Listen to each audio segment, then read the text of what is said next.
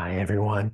So in 5 days, my book comes out, The Crown and the Caged God, Book One, A Time for Wrath, and it's part one of that. So I'm going to read the prologue. There is some internal artwork in the book. In recent days, I've talked about the cover art, and we've looked at the first couple of pages.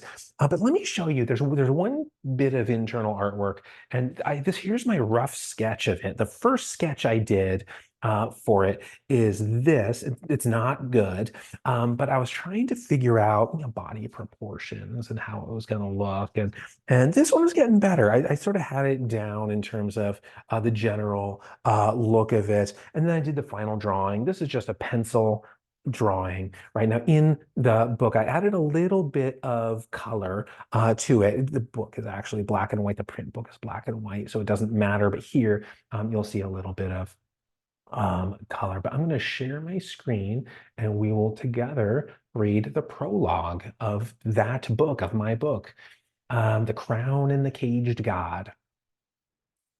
So there are multiple newspapers in this world. The Thevro Chronicle is one of them, and this is a Thevro Chronicle article called Labaron Silent. Labaron is a city by Urkov, Second Lufoa, Day 10. There was a time of mirth and an age of grief. In turn, will greet a time for wrath. As sparks rise, stars fall, and embers fade beyond the cage of the empty god.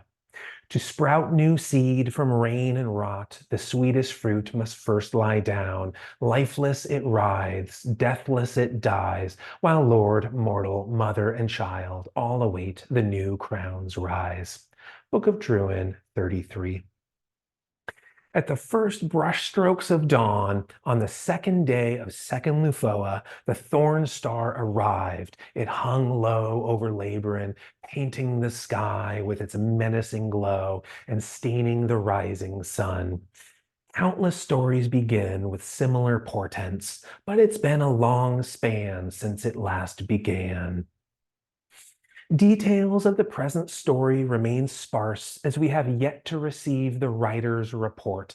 However, the pigeon's perspective containing the first 5 facts has landed in the news nest. Here is what we know. 1.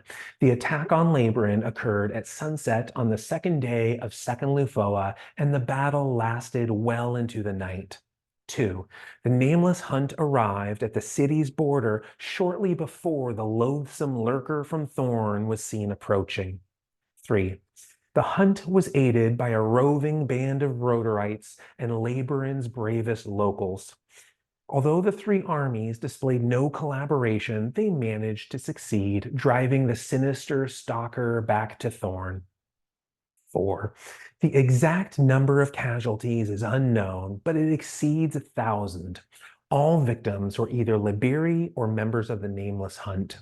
5. This is the 4th major clash between the Macabre Marauder and the Nameless Hunt since the Chronicle began chronicling the conflict. In recent years, Gaia has spun her days and nights in peace. No bands of brigands descended upon our cities. No war was waged between our nations. Even the malignant nightmare from Thorn refused to invade.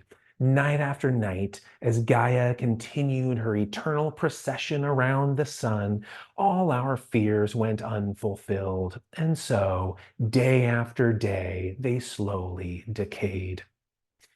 The longer safety lingers, the more our hearts and minds are released from the captivity of our dread. Eventually, even the oldest terrors are worn as lightly as the shade. The insidious star spawn's sporadic bursts of slaughter are relegated to campfire stories. Our belief resides somewhere between grisly folklore and ghastly past. But it doesn't remain there forever. In the end, that perennial malice always reblooms, and like the Aloxa locust's rise, it always consumes. This time, it was Labaron, Gaia's musical capital, that was sentenced by the glow of the widow's lantern. For the first time, that festive city of endless song was hushed to a fatal silence. Countless fathers and mothers lost sons and daughters, and countless sons and daughters lost fathers and mothers, husbands and wives, brothers and sisters, all torn apart in a night.